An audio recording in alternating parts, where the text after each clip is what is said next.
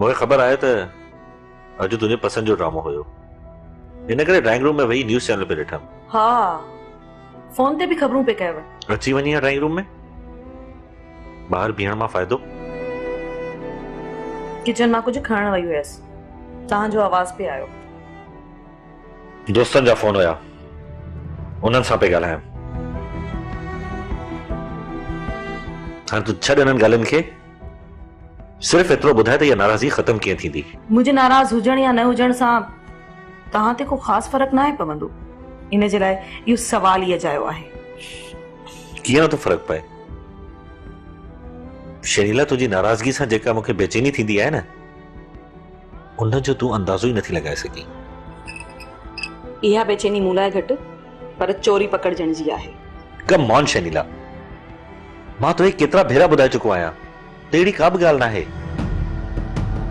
ऐं मुंहिंजो ख़्यालु आहे त तूं ग़लत फ़हमियुनि में रहण बदिरां मूंसां रहण जी कोशिश कर।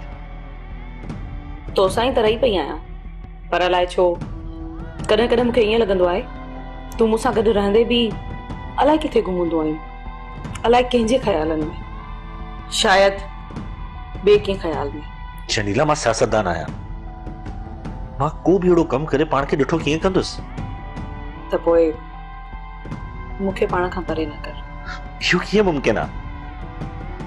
हिकु घर में आहियूं, हिकु कमरे में आहियूं, हिकु ॿिए में आहियूं, त पोइ तूं इहो कीअं थी चईं त मां तोखे परे करे रहियो आहियां? इहो त मां ई आहियां जेको वर वर तुंहिंजी कान कढां थो। पर सोराब, तोखे इहो अंदाज़ो ई न आहे त तूं कई कलाक मूंखां परे रहंदो आहीं। ज़ाहिर आहे यार, कमकार आहिनि, सियासत में टाइम ॾियणो पवंदो आहे। जेकॾहिं सियासत में टाइम ॾियणो पवे थो त पोइ छा इहो मुमकिन न आहे त हिन कम में मां बि तव्हां सां गॾु शामिल थियां?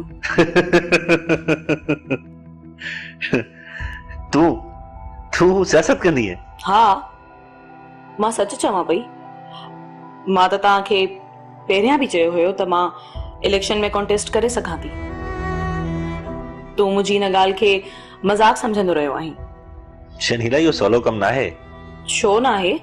केतिरियूं ई औरतूं पार्टियुनि में आहिनि, असेंबलियुनि में आहिनि, तमामु घणियूं एक्टिव बि आहिनि, ऐं के त मर्दनि खां बि वधीक बाअसर आहिनि। उहा ॿी ॻाल्हि आहे। कहिड़ी ॻाल्हि आहे? सनतकारनि ऐं जागीरदारनि जूं औरतूं बि सियासत में अची वियूं आहिनि। ज़िले नाज़मा या हाणे चेयरमैन बि थियूं आहिनि, वज़ीर बि आहिनि, मख़सूस सीटुनि ते